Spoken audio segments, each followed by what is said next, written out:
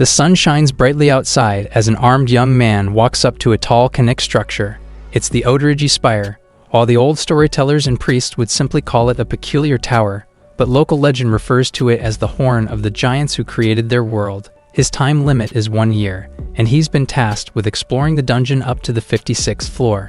While he doesn't know whether it's easy or hard to do that, the only path is forward. Now, just before beginning his mission, the man named Soya has to prepare himself to live there. A superior from the original world addresses him frankly, asking if he's willing to go to another world. While confused, he accepts as long as he's given money. The financial problems brought on by his sister's condition aren't a secret, which is why he was chosen in the first place. Telling him that the down payment has already been transferred, the man is instructed to leave in 2 days. In case he isn't able to come back, they've already prepared a huge amount to buy his sister's silence. Looking at the huge amount that was just transferred to his bank account, he has no complaints whatsoever. 2 days pass by in a flash, and the portal to the other world has been opened. According to history, people have confirmed its existence since 1946. 10 years later, powerful countries sent their armies through, but were met with an unimaginable tragedy. The incident only came to light after a certain whistleblower's book was published. A different army was sent 5 years later, but was also annihilated.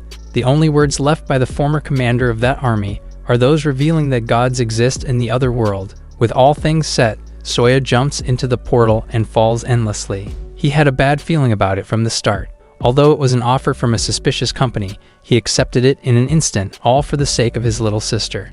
Now he's in quite a pinch, dragging heavy crates across the ground. The first reason is that half of the containers that they'd brought were destroyed. Second, 5 of the people that jumped with him have gone missing. Third, the most important machines, the machina units, were all found in a wreck, and he still has no idea what caused it.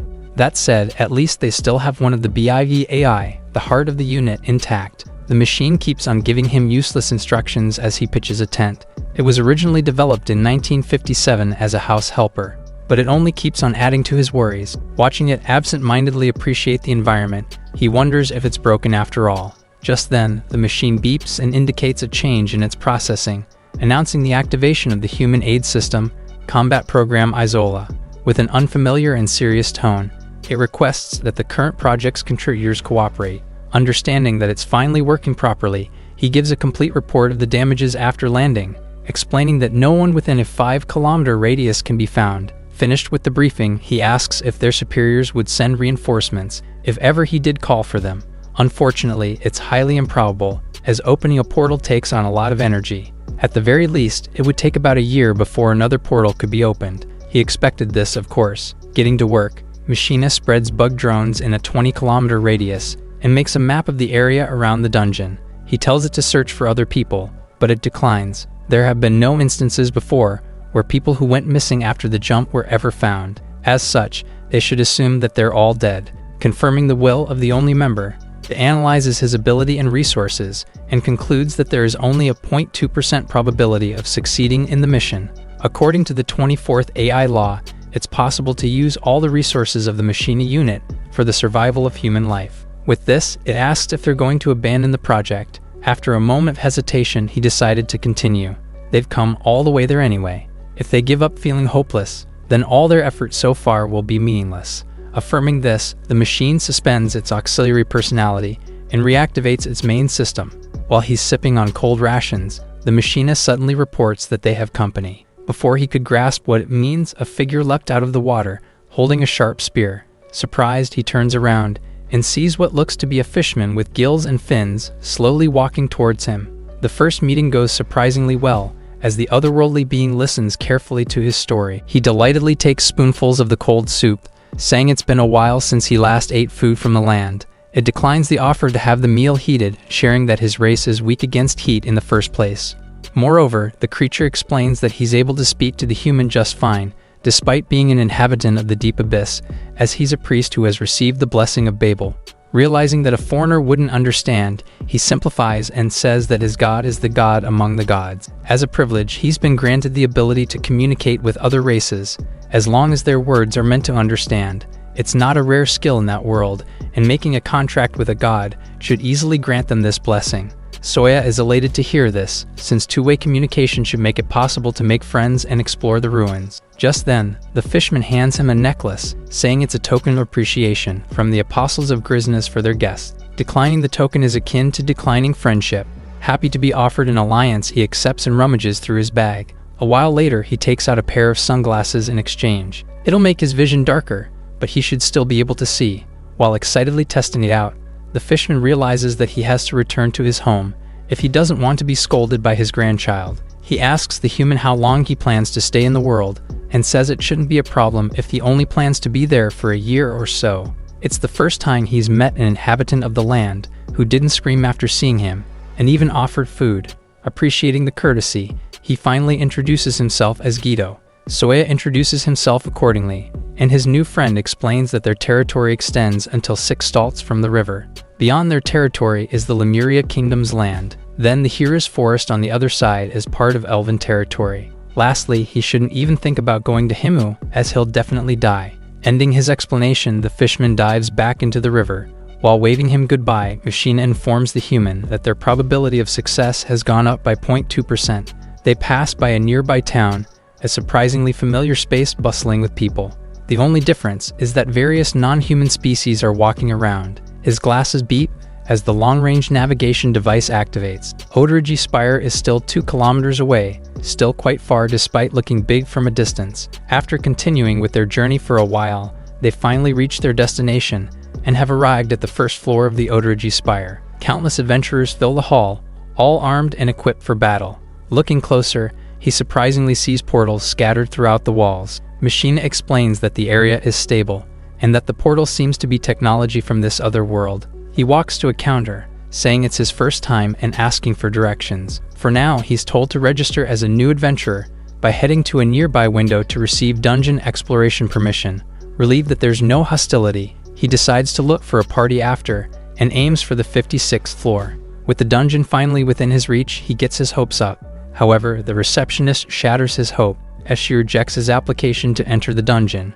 Repeating her words, she calmly explains that he isn't contracted to any god, meaning an exploration permit cannot be issued. The rejection echoes in his mind, and all the hope in his heart sinks farther down. With no choice but to accept, he leaves the spire. Machina consoles him, saying the receptionist offered to help him look for a god to make a contract with. Although he's grateful, the intimidating and cold stare of the receptionist haunts him. That said, he's lucky to at least have some money, as the metal rod he brought with him was exchanged for quite a bit.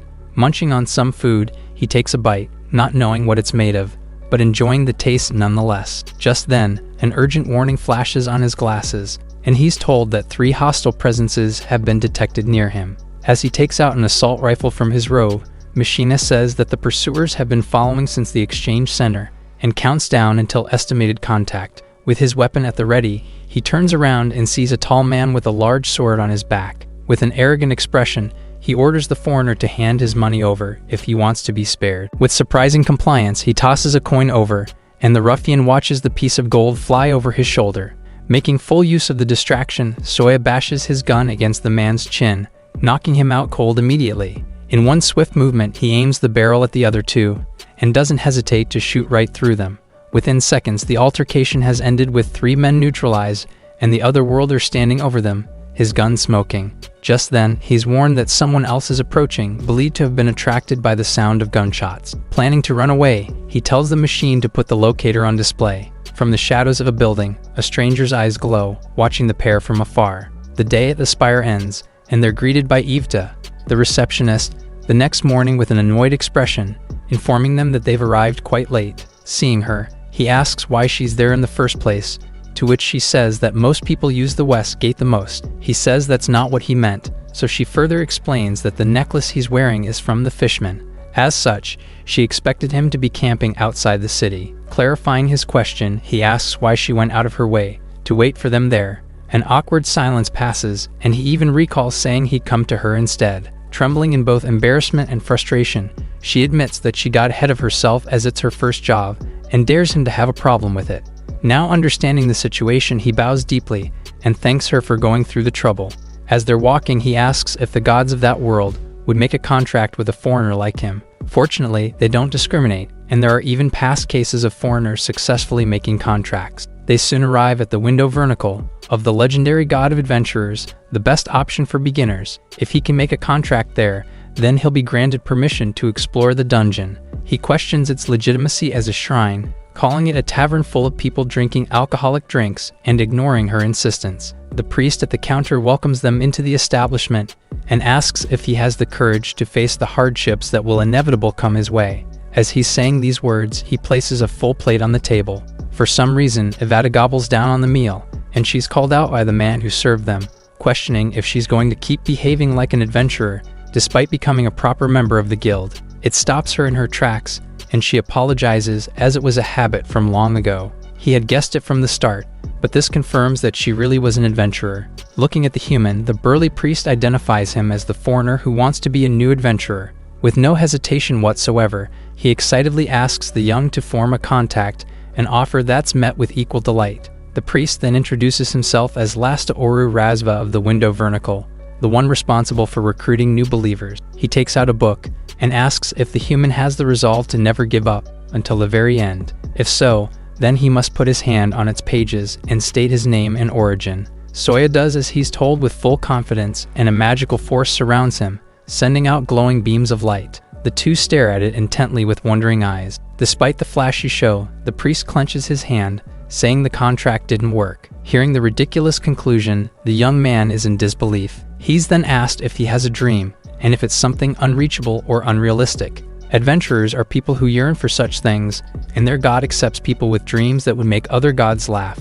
Unfortunately, it's apparent that he doesn't have that. Honestly speaking, he isn't suitable for the profession, so the otherworlder is urged to find a different path. Making him feel worse, Lasta offers him a new contract, something he can get for the low price of 1 gold coin. Sensing the scam, he immediately declines. The pair try to go to other shrines, hopeful that he'll be able to form a contract somewhere. However, all sorts of problems and rejections block their way, and he's left stuck with no god supporting him. He does a few exhausted stretches as the long day ends. There were a few good chances, but they all ended in a bust. With both of them downhearted, Eve apologizes seriously for not being able to help him at all. He consoles her, insisting that she's done a lot, and that his luck is to blame. Still disheartened, she argues that she didn't produce any results. Wanting to pick her up, he states that everyone has bad days and offers to treat her to some food instead. Her mood shifts surprisingly fast as the receptionist stands up, warning him that she won't hold back on eating. Just then, a voice speaks to them,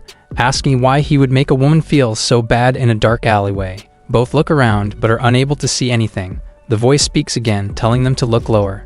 There, on the ground, is an elegant cat, staring at them with a smile. Taking a closer look, it says it may have been mistaken, as it seems that the girl seems to be doing well after all. He tries to talk to the receptionist, surprised by the speaking cat, but Eve is trembling, staring at the feline in shock and fear. Still shaking, she says she'll accept his offer tomorrow and see him by the counter. With this, she hurriedly runs away, leaving him confused. Whining, the cat calls her a small-hearted girl, acting as if she would suck her soul or something.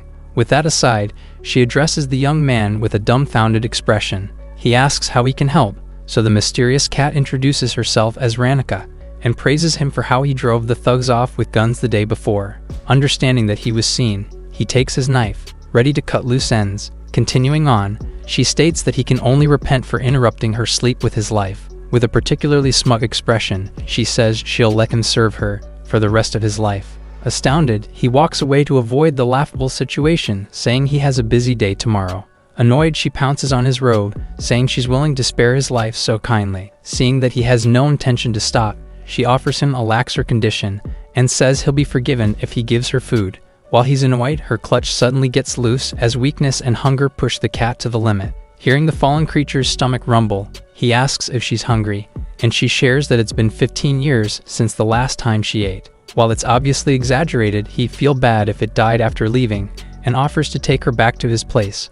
To his surprise, she suddenly gets up, completely recovered, and says she'll accept as it can't be helped. That day, he successfully got himself a cat. On the third day, he has breakfast with Guido the fishman. They're having some bread with seafood boiled in oil, but they decide to let the meal cool down to accommodate the visitor's preferences. It was offered to the human, but he feels bad for accepting such high-quality clams and shrimp for free. Hearing this, his modesty comes through. For their race, who don't really use fire, Cooking meals in such a way is very rare. As such, they don't get to eat them too often. On the other hand, it would only amount for little change, not even worth a single gold coin. Soya asks if there's a reason why they can't accept silver or copper coins. Before he could answer, Ranika wakes up from the delicious smell and demanded that her breakfast be prepared. The visitor questions its presence, so the human gives a brief explanation of the situation, adding that she insists on being addressed formally. As he's leading her to her share, Yeo thinks carefully about where he heard her name before. Just then, the cat screams out in anger, complaining after seeing the plate that barely has any food and accusing him of claiming all the good parts for themselves. The whining stops immediately as he threatens to take it away. Meanwhile, the fishman is still deep in thought, but unable to figure it out because he is so full. Their second day of looking for a god to form a contract with ended in complete failure. It's more or less what they expected, but he had hoped to be a bit more fortunate. Ija shares that she has an idea, but waits until after her meal to explain. With that, the receptionist proceeds to place an unending order of expensive food, adding that she wants 3 portions for each dish. His face gets gaunt as she speaks, as he's the one who's going to pay for everything. That aside, he shares that he got himself a cat yesterday, prompting her to ask if he's insane. With a retching expression, she insists that they're terrifying creatures with rough tongues and eyes that would suck your soul. While gobbling down a mountain of food, she calls herself a skilled adventurer, but admits that cats are something that sends chills down her spine. He gives her an awkward laugh while listening to her. Just then, his glasses begin to beep, urgently warning him of danger. He asks the Machina AI what's wrong, and the machine begs him to return as soon as possible, as their camp had just been attacked. He freezes for a second and quickly rushes back to the base. Heaving from running so fast, the human confirms the report and sees his entire camp in tatters. Hurriedly kneeling by Machina's side, he tells it to activate the odd eye function. It buzzies helplessly and states that the sought function is unrecognized. Cutting it off, he commands it to force activate the Azola mode. It weakly confirms the command, indicating that the chance for success is only 30%. With this, he orders it to do a parse scan and indicate living organisms with a red point. Executing the scan, it says that there are no living organisms detected within a 100-meter radius. Instead, it says that they were attacked by 3 men, who then took the medicine and equipment containers. The situation is worse than he thought, as the culprits have taken his main lifeline. Standing the machine back up, he asks for their location. Luckily, it was able to put a tracer on one of them, allowing them to see their location on the map. Rain begins to pour, and he looks behind to see Ranika's body by the tent, bleeding and unmoving. Coming close, he tries to grasp onto hope, but it quickly fades away. The parse didn't detect anything alive after all. Machina continues to lose functionality and warns the human one last time against doing anything reckless without proper support. Its system dies with a long beep. Both of the containers that were stolen were highly valuable, so he has no choice but to take them back. He still remembers their locations, and there's still some gunpowder left in stock. Convincing himself that he's making a calm decision, he apologizes to his mechanized companion, as he's about to do something very reckless. Some men, the same group that attacked him in the past, laugh inside a tavern. Just then, a single coin drops out of a small window and onto the floor. As they all look in, confused, Soya bursts into the establishment with his gun in hand. They stare in surprise and are riddled with bullets before they can even react. Glass shatters and everything around breaks. One tries to fight back, but he doesn't even come close as he falls to the floor after being shot in the leg. Unwilling to give up, he struggles to reach for his sword, but a bullet makes its way through his hand. Aiming his pistol at the leader, the human says he has something to ask. However, the thief, still on the ground, laughs and says that weapons from the other world are impressive. That said, the foreigner shouldn't look down on adventurers. A bar stool gets smashed right into Soya's head by the same man he shot just moments ago, sent crashing to the counter. He looks on in shock, unable to understand how they're still moving, looking unharmed even, showing the arrogant otherworlder how they get things done. The man raises his palm to show the bullet wound, and instantly heals it to full recovery. Toys from his original world won't even hurt people like them. He looked on in horror, bleeding from his head, and in disbelief at what was happening in the moment. The leader raises his sword and swings the blade down with the intent to kill. Utterly insulted by their smug faces, Sawyer rushes into the swing of the weapon, telling them off for daring to look down on him. Currently, they're in the Adventurer City, so it's very common for adventurers to fight against each other. The sight of a bloody figure from the alleyway shocks a couple of elves as they hear it calling for their attention.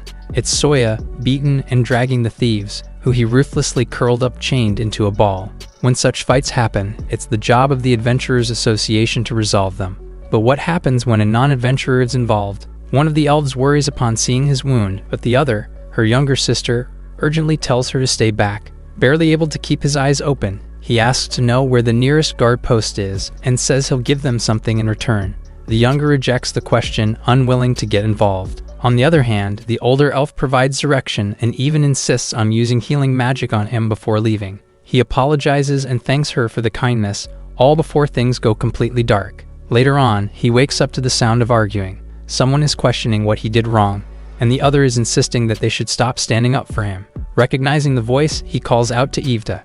She rushes to him, asking if he's okay, but they're separated by a large prison cell.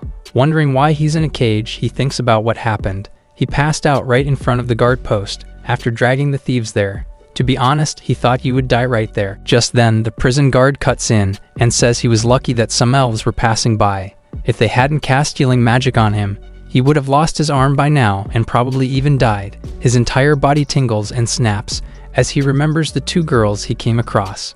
Moving on, the guard apologizes for giving him bad news as soon as he woke up, but he's informed that he has been charged with inflicting heavy wounds on 3 adventurers. The 3 aren't in any condition to give a testimony, though. Trying to defend himself, he says the group robbed his camp of all his necessary resources. However, he wasn't able to recover the items, and there isn't any proof of the crime. Machina should be able to provide proof, but its system is currently down right now. Last but not least, he has no ID whatsoever. A faithless, in short, is someone who isn't contracted with any god. That in itself is a crime. Someone like that would usually be taken to the central continent for execution or human experiments. However, the guard doesn't want to go through the trouble.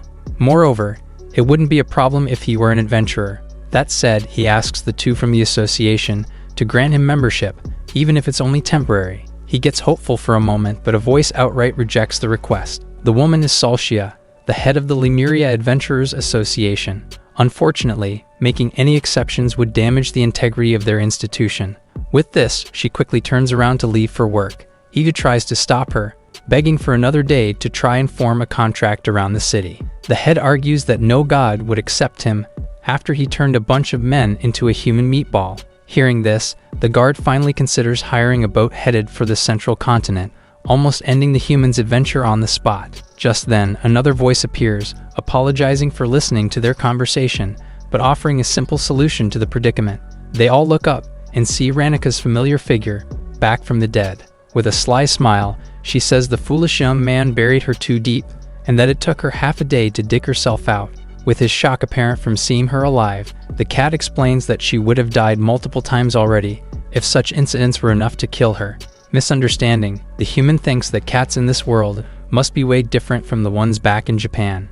Moving on, she says he seems to be looking for a god to form a contract with. He asks if she can introduce him to someone, and she tells the foolish boy to form a contract with her instead. In disbelief, he looks at the cat, who's ridiculously claiming to be a god. Salshia then retells history, back when there were 3 kingdoms blessed with prosperity on the easternmost continent. However, those 3 were completely destroyed by a single woman. Her name was Ranika, and she ascended to godhood through trickery and other evil means. It is said that her worshippers were arrested and her cult was destroyed. The god herself cuts in, saying she wouldn't be worthy of the title if she disappeared for such a petty reason. After all, she survived by eating countless rats from the prison. Back to business, she asks Soya once more if he wants to form a contract with her. He gratefully accepts, but the god acts coy, reminding him of how rude he acted towards her. With this, he immediately gets down on his knees and puts his head to the ground, begging her to accept him as a worshipper. This is the Japanese ultimate weapon, the dogeza. Suffering from second-hand embarrassment, she agrees to take him in, and he raises his fist in triumph. They will be doing this using the traditional method passed down from ancient times. He's given instructions on how to position his body, and is prohibited from looking at the god until further notice, no matter what happens. Just then, his entire body shivers, and darkness envelops his sight. Looking at the ground, he sees Ranika's paws turn into human feet. She begins the vow, warning him of the possible orders and their consequences, and telling him to affirm his devotion with nothing but silence. She of the black flame asks if he, one who has been disgraced, will do everything in his power to answer her call, no matter how vile the command. The others look on in discomfort as he firmly stares at the ground, unmoving and silent. Now standing over him is a woman with long black hair, answering his silence. He who doesn't fear infamy, desires no glory, and dreams for nothing, is forgiven for his sins and deception. Even if he becomes the source of disaster, he will be forgiven by his merciful God. She holds his head and lowers her face to his own. In exchange for taking him in, his blood and bones, even his hatred, his everything will belong to her and no one else. Darkness fills his sight, and he's finally told to raise his head. Upon opening his eyes, he sees his God, now back to her form as a cat, saying they formed a contract and welcoming him as a follower. Meanwhile, the guard behind them has a sleazy expression, delighted after seeing the woman who was deemed the most beautiful in the world. With all that settled, the matter has been passed on to the Adventurers Guild, and he was released from prison.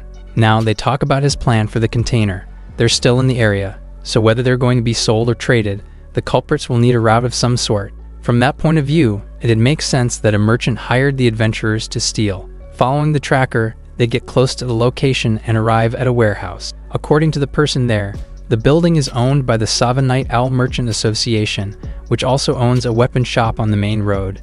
It's a big shop, so he should be able to recognize it easily if he went. Doing as recommended, he makes his way to the store and immediately asks to see the manager. He's asked to state his business, so Soya declares that he wants to buy all the foreign goods they have. They fall into silence, but lead him into a guarded office nonetheless. There, a rich-looking man sits across him, saying he's heard of the Otherworlder, and how he turned a group of adventurers into a living ball. Already sensing danger, he pushes through and demands that they return the stuff he was robbed of. The manager acts ignorant, so he blatantly says that the stolen goods are all currently hidden inside one of their association's warehouses. It's too bad. The human is a wonderful person with great knowledge and a power they don't understand. Moreover, he has the courage and skill to be great, but still, it's unfortunate that he's all alone. With a sly look, the man says he can move all the stuff in that warehouse with one word, and he won't have a shot at catching it. That said, he had the option of keeping his grasp of the situation a secret. The human says it's meaningless even if he gets them back, as they'll probably just rob him again. The merchant laughs in delight at his understanding, and encourages him to bring his stuff over next time, offering to buy it at a good price. He stands up, saying he doesn't have any such things at the moment. Having one last thing to say, he asks the boisterous man to open the window. They do as told, and he looks over at an area a few streets down. While clicking on a remote control, he says there's also something he can do to the stolen goods in case an emergency were to take place. The manager is confused, but Soya clicks on a big button, revealing it to be a self-destruct function. The remote lets out a long beep. It is then followed by a massive explosion that engulfs their warehouse in fire. The merchant is horrified, realizing that their goods were all blown up into pieces. Soya explains that he uses a technique that's similar to their explosive magic to destroy his things, so everything inside the warehouse is useless now, making the merchant almost faint. Soya chillingly informs me that he's going to take his leave as he still needs to register as an adventurer, threatening that he'll come again tomorrow. He must prepare himself. While walking towards the guild, Ranika comments that his follower is pretty evil himself. However, he reminds her that to right a wrong is justice, and they're the evil ones, not him.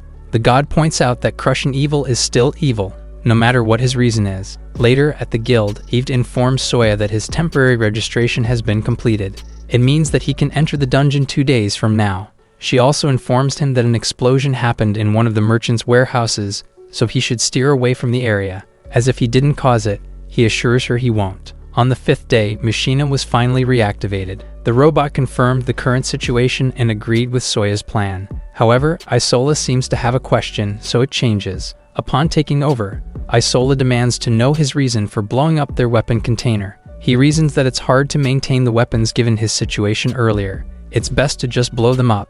Isola offers to look over his weapons. However, Soya points out that the robot can't hurt humans since it follows the artificial intelligence law, which says that it should not cause direct harm to humans, so looking over his weapons will be pointless. Soya then requests for Machina to accompany him for today's meeting, making the robot sulk. He then introduces Ranika to it, saying that it should obey the god he has formed a contract with as much as possible. Just then, Guido arrives, seemingly worried for him because of what happened in his camp, and asks where he has gone. Soya looks at the fisherman coldly, apologizing for making him worry. He informs him that he's planning on negotiating some business.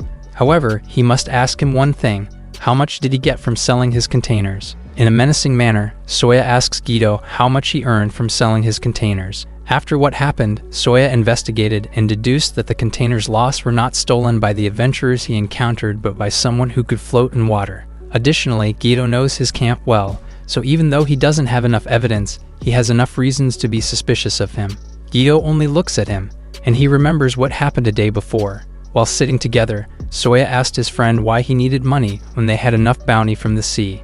Guido stays silent for a while, but eventually he shares that he's in a pinch because of his youngest granddaughter. The girl once saved a merchant from a storm. However, after she saved him, she wouldn't stop talking about him as if she were bewitched. Until one day, she vanished. It was rumored that she stole a valuable item that would alter her appearance and chased after the man. He wouldn't mind if she was happy, but one day he was summoned for a business negotiation.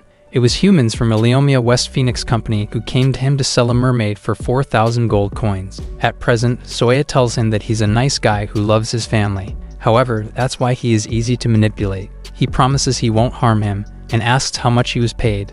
The fisherman reveals he was paid 20 gold coins. Soya thanks him for saying it and asks a favor. If he gets killed, he must throw Mushina into the water. He also asked him to give Ranika some fish, and he can take everything left in his camp as a gift. Hearing his favors, the fisherman asks if he believes him. The adventurer confirms, telling him that he's forgiving him in the name of Ranika. Later, Soya faces the merchant group he encountered earlier. The guild member reprimands him for yet another trouble. Meanwhile, the guild master is also present, as she cannot delegate the job to Ivda, who would likely make things worse.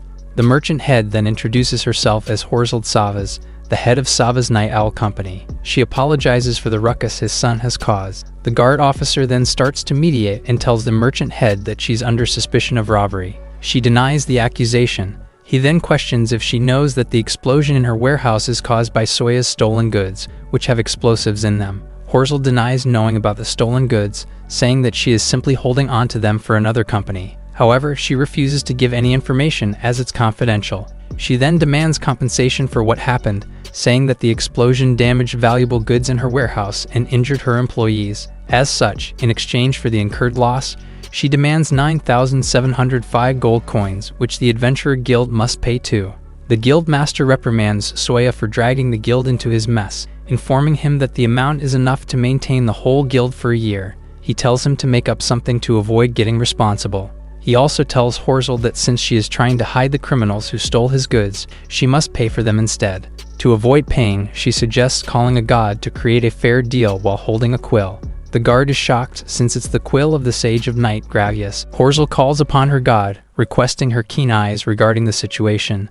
A magnificent owl then appears, acknowledging its servant, Horzeld. The head merchant implores the help of the god to look over her negotiations with the foreigner. The god hears her request and asks Soya for his name and the god he's serving. He introduces himself and gives the name of Ranika, but informs her that his god can't attend since she's still sleeping. So in place of her, he invites a hologram version of Mushina. She introduces herself and says that she's a kind of fairy from another world. The adventurer then looks at the head merchant, thinking that he'll not let her milk money from him. Horzeld briefs Gravius about the incident and how she's demanding 9,705 gold coins. However, Soya comments that the accurate value will be 9,802 gold coins, 3 silver coins, and 6 copper coins, as the god will see the right price anyway. Gravius then comments that he has eyes in another place, which means he planted a familiar somewhere to gather information. The adventurer is impressed with this, as the god noticed his bug drone.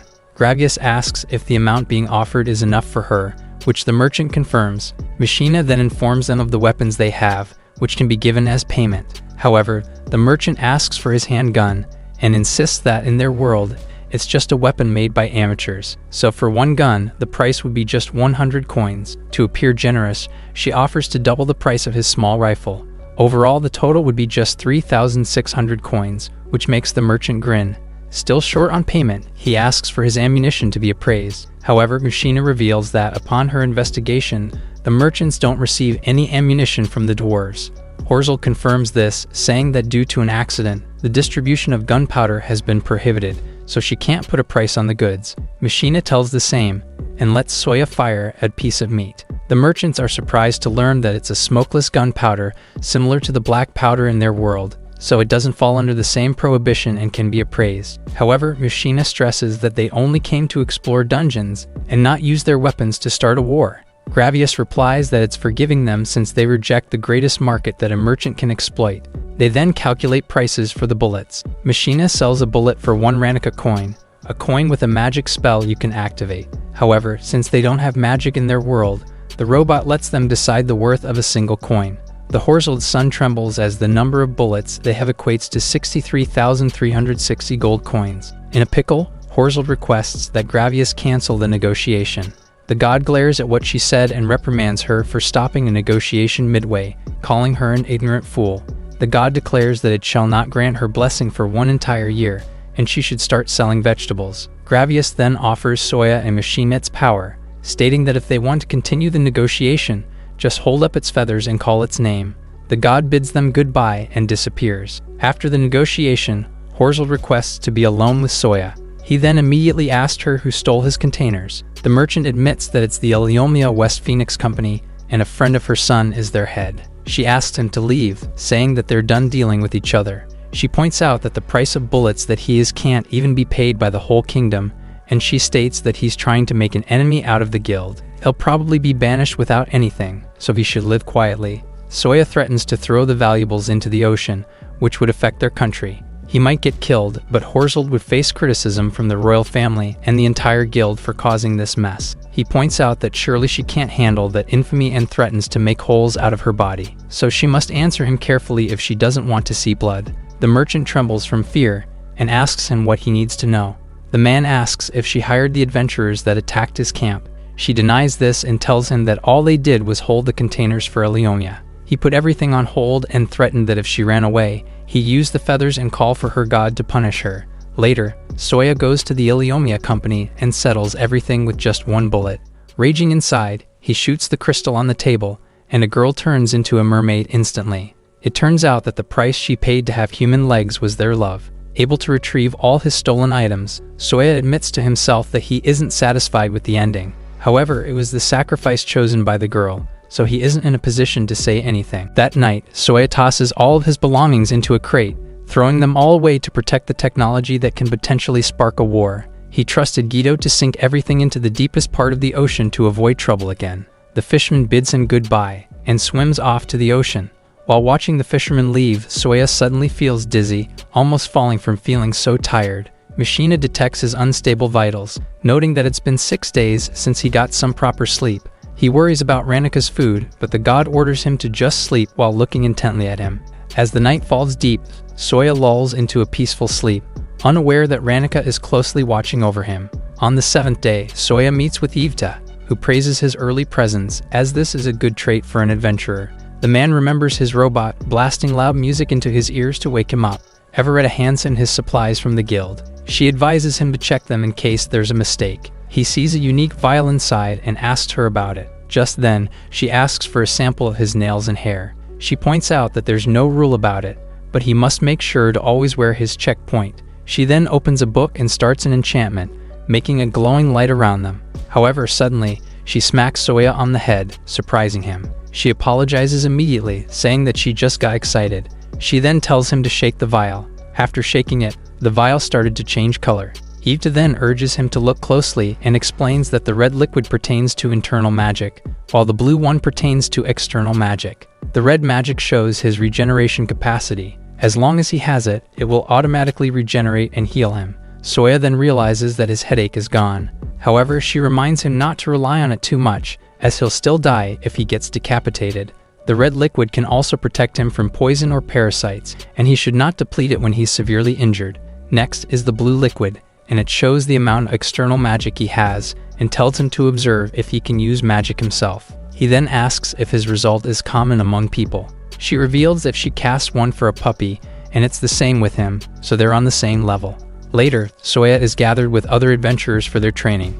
A man named Medam is responsible for instructing the Heme, or human species. He tells them that he's the one who is going to be responsible for all of them, so they better listen to him. Ida echoes this and reiterates to Soya that he must listen. However, if he feels it gets dangerous, he must run away, and now's the only time he can go to the toilet. Medam notices him as a foreigner, so she entrusts him to the instructor, which embarrasses Soya as everyone is looking at him. Medem assures Isekai'd that he will look after him, just like he looks at other adventurers. He then starts the training, and tells the adventurers to follow him.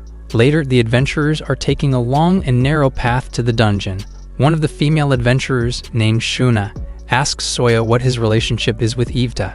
He tells her that she's just a person from the guild who is assigned to him. She questions if Isekai'd is the one who assisted him with the Gradwing trial. He confirms, saying that the pig monster they have encountered was hard to defeat. Another female adventurer named Baltrish admits that even her spear could not pierce it at all. However, she tells them that Shuna easily defeated one and made a contract with Gradwing, which surprises the knight adventurer. Another female adventurer, a witch, asks Soya if he knows what a horns is. He is confused, so she tells him that Isekai'd is a monster from the dungeon. She warns him to be careful, as meeting an adult of her kind in the dungeon may lead to his death. However, the small ones can be sold for a high price or trained as part of a party.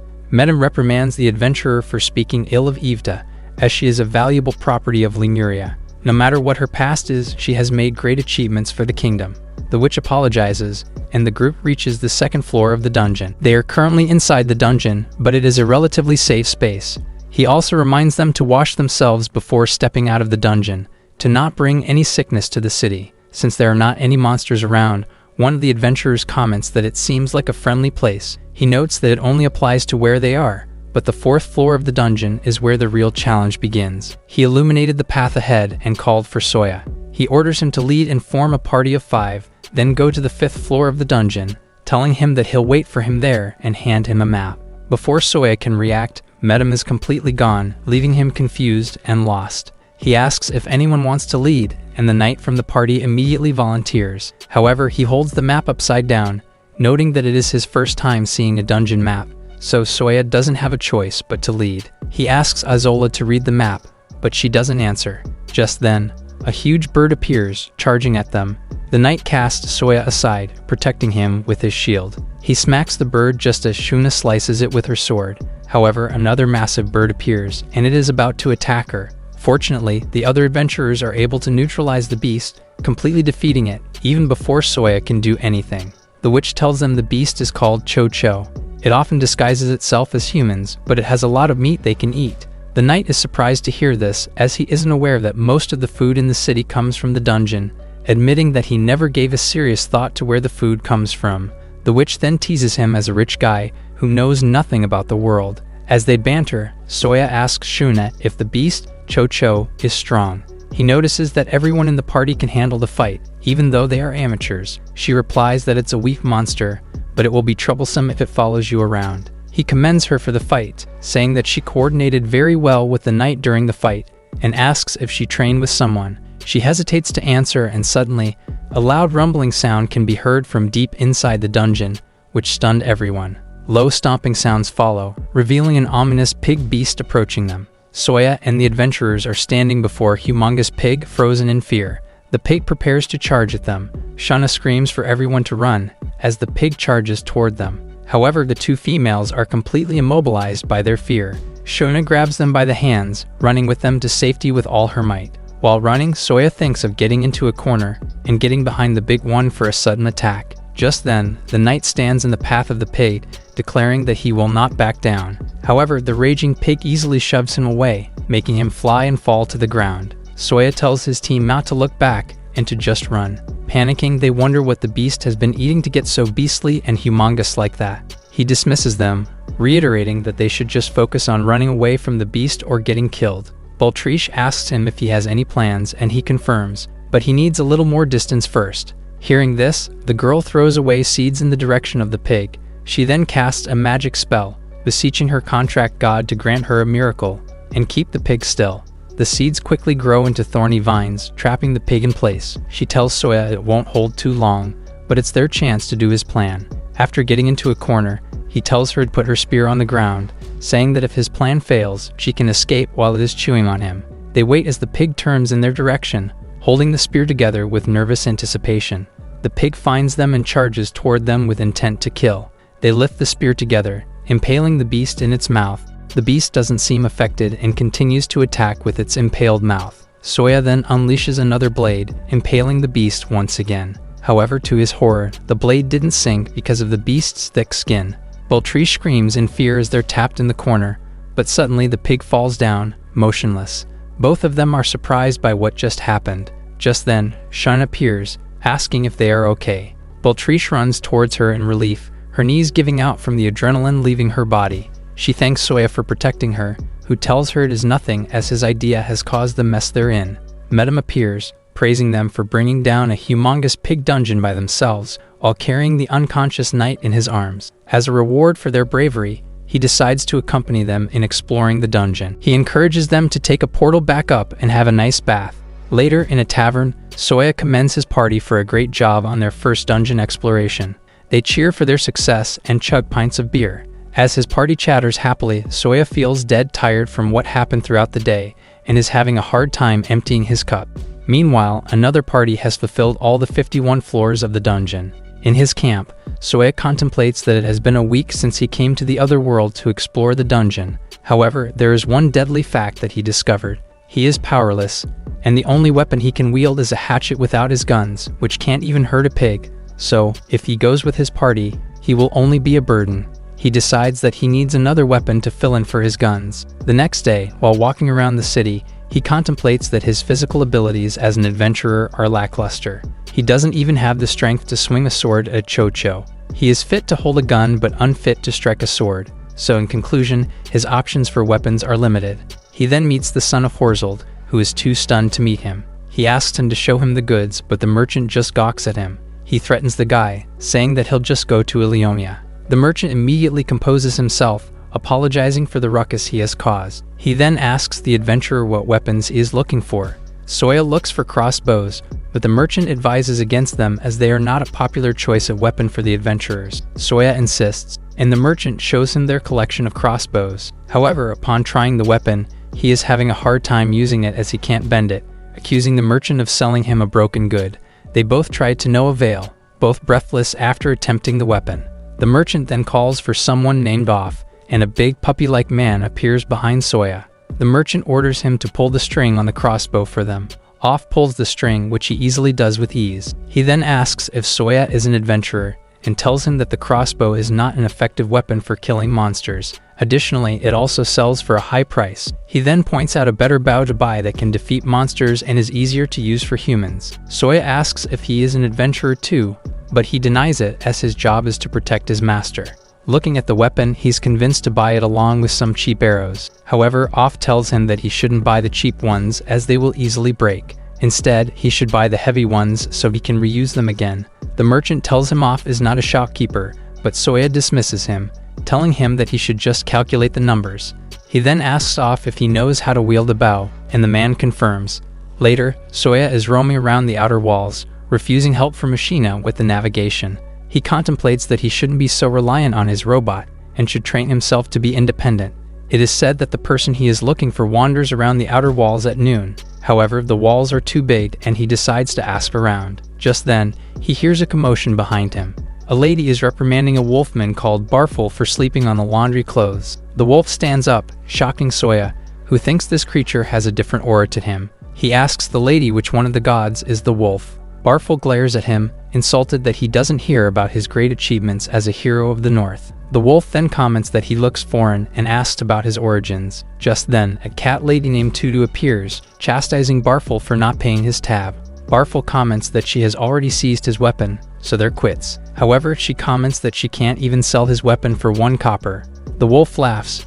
No mere merchant can handle his Locken armor and understand its value. Soya then asks if he is an adventurer, which the wolf confirms. He introduces himself as the hunter of the vampires in the capital of death, Eniomia. He is currently on house arrest. A dumb adventurer mistook him for a monster, so he has no choice but to defend himself, leaving the adventurer unconscious. The ruckus made the guild head angry, putting him on house arrest. Soya can't believe that a hero who's under arrest got drunk and has unpaid tabs. He then asks them for information in exchange for a coin. Later, in a deeper part of the outer walls, Soya is still looking for the person who can teach him how to use a bow. He then sees 2 women sitting together, fast asleep. He tries to wake them up. However, one of them immediately attempts to attack him, pointing his arrow at him and declaring that they will meet again. The other girl, who calls her heir, tells her to back down. Recognizing her, Soya expresses his gratitude for healing him earlier, and hands her a reward. However, she refuses to accept and tells him to consider her actions as nothing but a good act forced upon him. He then properly introduces himself as someone from an outside world. The girl then names herself Luna and introduces her younger sister, Air. Luna orders her sister to say her greetings, threatening that she'll get mad if she doesn't. With no choice, Air politely introduces herself, threatening to put an arrow between his eyes if he says her name lightly. Soya then states his business, informing them that he's looking for Air because he heard that she is an expert in archery. He hopes to learn from her and offers to pay for the training. However, she immediately declines, saying that she won't teach archery to a human. She continues to criticize him, rambling that what he owns is an elven bow, asking for whose corpse he pulled it off, emphasizing that humans steal from them. Luna tries to stop her, but she insists on getting mad at Soya. However, suddenly, she collapses and Soya catches her before falling to the ground. Luna panics at the sight of her unconscious sister. Luna calls out for her sister, who is having difficulty breathing. Soya attends to her, contemplating if it is an infectious disease. He then turns to ask the elder sister, but she confirms that her sister isn't sick. However, the inn they were staying at drove them away because they got the wrong idea. She reveals that she got shot, so her injury must be the source of her sickness. After hearing this, Soya convinces Luna to join him in his camp, albeit far, to tend to Air easier. He adds that if she is having difficulty trusting him, he can take the reward he was offering earlier, as his entire fortune is in it. However, the elf refuses, as it is far too little to be her sister's ransom. Determined, Soya then offers her his own life, saying that he will give it to her in exchange for trusting him. He waits for her approval, clumsily making a mistake over her name. The elf smiles, saying he can call her Lana. Later, at his camp, Soya is setting up a tent for the sisters. He then lets Izola examine Air inside the tent. Afterward, he looks over at Air, who seems to be getting better. A portable Izola gives him an antibiotic pill just in case he gets sick. Earlier, he split some of Izola's functions into a portable device to maximize the use of his robot. He then tells the robot that moving around is against its programming. However, it turns out that they didn't move, but they lost balance and just happened to roll over to him. Hearing this, Soya gets annoyed and plans to check its insides later. He then asks about the status of the restoration of its medical program. The robot reports that it is at 15%, and the estimated completion time will be 3 months from now. In the meantime, he must refrain from damaging his internal organs if he doesn't want any trouble. He asks the robot if it can perform abdominal surgery. The robot admits that it will be difficult since its current abilities are not in their prime. Unsure of what to do, he tells the robot to prepare lunch first, as they have a guest waiting. Soya is intently looking at Lana while they eat together in a tent. The girl exclaims that the food is delicious, which makes him excited. He explains the traditional Japanese food to her, realizing that he should have given her a more exquisite cuisine from his land. Just then, Air approaches them. Soya invites her to eat with them, giving her a bowl of soup. She declines as she doesn't want to eat anything that smells of fish, stating that she'll choose what she's going to eat. Lana calls out her sister for being rude, but Soya lets her pick her own food from his container. Later, Air picks up instant ramen to eat. Soya asks if ramen is enough for her, which she insists on eating. Ranika arrives, checking on the guests. Soya tells the god that he asked them to teach her archery. The god introduces herself as the Black Flame Ranika, who has formed a contract with an outsider. She is pleased to welcome the two lovely elves. As a polite gesture, Lana introduces herself and her sister in return. Ranika informs them that the land they are occupying was borrowed from the fishermen by her follower. They can rest easy and forget about their troubles. She then tells his follower to come with her and bring a machine. Before leaving the tent, Soya reminds Air she can now eat and warns her of getting her tongue burned. The elf takes her first bite and gets her tongue burned, but admits that the food is delicious. Meanwhile, Ranika warns Soya against getting involved with the elves, who are impure. It is a horrible custom, but the word is used to describe illegitimate children, or those with mixed blood. She reveals that Lana is impure, and that he should be careful around her. Izola then adds that from its information, there is a waging war between elves and the kingdom of Lemuria against their land. Moreover, adding to their problem is that the prince of Lemuria was killed during a negotiation. They may not look like it, but they are barbarians, so he should be wary. Just then, Air emerges, asking Soya if he still wants to learn archery from her. She's willing to do so, as the ramen she ate was delicious. She then states that clothes, food, lodging, and 5 silver coins are her fee for teaching him. He agrees, thanking her for agreeing. She tells him to prepare, as she'll inform her sister of their training. He seeks approval from his god and Machina, who are both hesitant. However, Ranika backs down, reminding him to be careful and be nice around their guests. She tells him to be cautious. After all, he is more precious to her than strangers will be. Later, the two are facing targets. Air discusses that she will teach him the easier form being used by the hunters, which is different from a soldier's form. However, Soya doesn't know the difference between the two, as it is his first time wielding a bow. Air explains that holding a bow vertically with the arrow knocked on the right is the soldier's form. Meanwhile, holding a bow horizontally with the arrow knocked on the left is the hunter's form. Hearing this, Soya quickly differentiated the difference between the two forms, deeming that the hunter's form has easier aiming. Air commends him for understanding quickly, and asks him to face the targets. She then instructs him to push out his bow hand in front, and keep his bow straight horizontally. Grip the arrow with his thumb, index, and middle finger as he keeps them away from the feathers. Next, place it on top of the bow, and knock the arrow to the string. He should pull it until his right hand touches his cheek. Air keeps him in this stance, instructing him to remember the posture in his head. Trembling, he stands firm as she tells him that he should stay like a rock until the moment he shoots. After a while, she orders him to let go of the arrow and shoot. Soya successfully hit the target dead in the middle.